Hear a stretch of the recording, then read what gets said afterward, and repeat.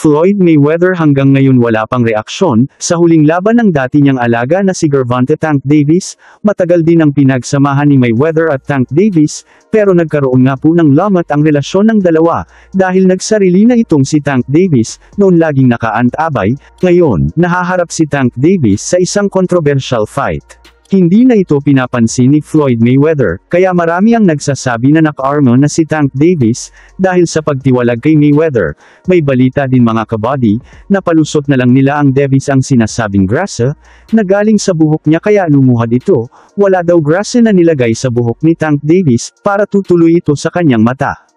Upang mapuwing ito, naging palusot na lang daw ito ni Davis, ang buhok niya kaya binabash ngayon si Tank Davis, dahil sa ginawa niya sa round 9, makikita din sa official scorecard mga kabody.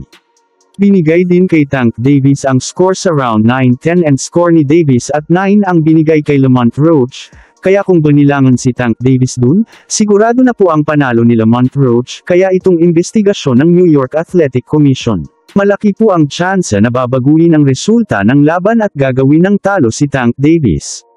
Kaya dito na masusubukan kung malakas nga ba talaga ang kapit ni Tank Davis, ngayong wala na si Floyd Mayweather mga kabody, wala nang magtatanggol kay Tank, kaya siguro wala na rin pakialam si Floyd Mayweather, kung magkaroon na ng talo si Tank Davis. Banggit pa ng New York Athletic Commission, na tututukan daw nila umano ang kasong ito, na hindi pagbilang ng referee sa pagluhod ni Tank Davis, kaya tuluyan na pong nangganganib ang napakalinas na record ni Davis, atin pong susubaybayan ito mga kabody. Kung mahilig ka pala sa mga usapang sports kabody, ay please pahit ako ng like at subscribe button, malaking tulong na po yan para sa aming mga content creator, maraming salamat.